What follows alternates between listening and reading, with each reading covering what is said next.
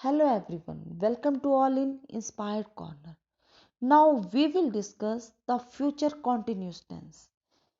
In this video, we will discuss what is future continuous tense, what are its examples and rules. Let us start. The future continuous tense. The future continuous tense, sometimes also referred to as the future progressive tense, is a verb tense that indicates that something will occur in the future and continue for an expected length of time. It is formed using the construction will plus be plus the plus present participle, the root verb plus ing. बच्चों, future continuous tense को future progressive tense भी कहते हैं और इस tense में बताया जाता है कि कार्य आगे आने वाले समय में हो रहा होगा। इस टेंस के वाक्यों में काम का करना या होना भविष्य काल में पाया जाता है। ऐसे वाक्यों के अंत में रहा होगा, रही होगी, रहा होगा, रहे होंगे आते हैं। एग्जाम्पल्स: अब सूरज निकल रहा होगा। Now the sun will be rising. लड़के स्कूल में फुटबॉल खेल रहे होंगे। The boys will be playing football in the school. वह हंस रही होगी। She will be laughing. बिल्ली एक चूहे के पीछे दौड़ रही होगी। The cat will be running after a mouse. बच्चा रो रहा होगा। The baby will be crying.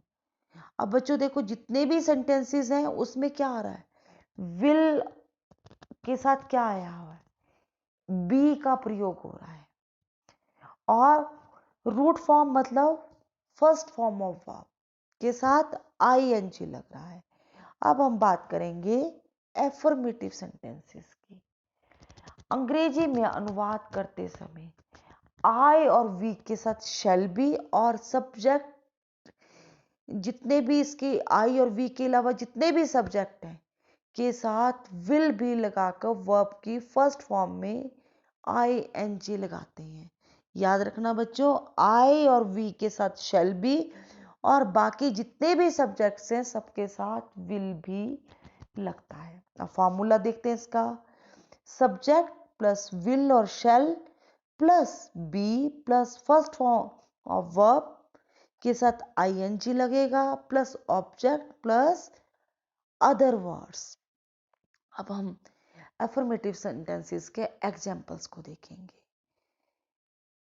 मैं अपनी किताब पढ़ रहा हूँगा। I shall be reading my book. वे फुटबॉल खेल रहे होंगे। They will be playing football. वह पाठ याद कर रहा होगा। He will be learning the lesson. तुम मेरे नौकर को बुला रहे होंगे। You will be calling my servant. हम तुम्हारे घर आ रहे होंगे। We shall be coming to your house. अब देखो बच्चों, आई और वी के साथ क्या लगा हुआ है? शैल। और बाकी सबके साथ क्या लगा हुआ है? विल। और शैल और विल के साथ क्या एक शब्द आया है? बी। और वर्ब की फर्स्ट फॉर्म में आईएनजी भी लगा है। अब हम बात करेंगे नेगेटिव सेंटेंसेस की। नेगेटिव सेंटेंसेस में विल या शैल के बाद नॉट लगा देते हैं और इस टेंस में कल के लिए टुमारो आता है। बच्चों याद रखना, विल और शैल के बाद नॉट लगेगा, उसके बाद बी आएगा। क्या फॉर्मूला है? सब्जेक्ट प्लस विल और shall plus not plus be plus first form of verb के साथ ING plus object plus other words. याद रखना, नेगेटिव सेंटेंसेस में विल बी और शैल बी के बीच में नॉट आता है, मतलब will not be shall not be आएगा। अब हम इसके एग्जाम्पल्स की बात करते हैं। हवा में बादल नहीं तैर रहे होंगे। The clouds will not be floating in the air.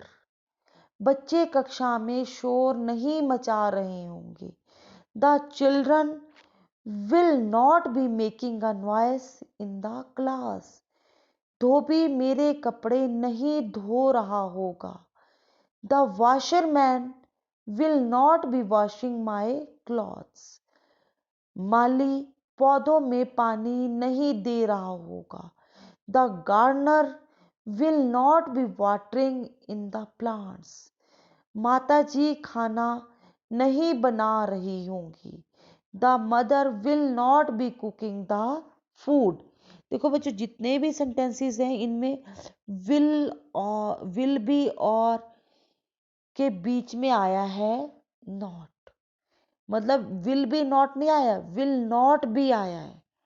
अब हम बात करेंगे इंटेरोगेटिव सेंटेंसेस की। रूल नंबर 1, अगर वाक्य में क्या लगा हो तो शैल या विल को कर्ता मतलब सब्जेक्ट से पहले लगाते हैं और फिर बी और फर्स्ट फॉर्म ऑफ वर्ब में आईएनजी लगाते हैं। मतलब शैल और विल सब्जेक्ट से पहले और सब्जेक्ट के बाद बी लगेगा। अगर वाक्य के बीच में कब, क्यों, क्या, कहां आदि प्रश्नवाचक शब्द हो तो सबसे पहले इनकी अंग्रेजी when, why, what, where, extra, फिर shall या will, फिर कर्ता, फिर बी और फिर फर्स्ट फॉर्म ऑफ वर्ब में आईएनजी लगाते हैं।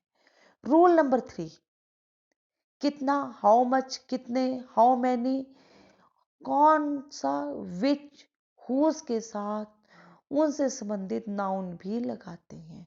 रूल नंबर 4, अगर वाक्य में कोई प्रश्नवाचक शब्द हु ही कर्ता का कार्य कर रहा हो तो पहले उसकी अंग्रेजी, फिर शैल बी या विल बी, मतलब सेंटेंस को देख के कि जो भी आएगा, फिर first form of verb with ING लगाते हैं।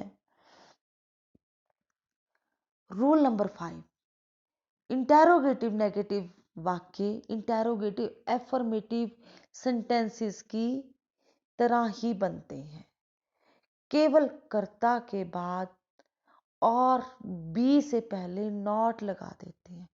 रूल नंबर 6, वाक्य के अंत में क्वेश्चन मार्क साइन अवश्य लगाते हैं। अब हम इनके फार्मूलास देखेंगे। नंबर 1, विल और shall plus subject plus not plus be plus verb की first form plus object plus other word.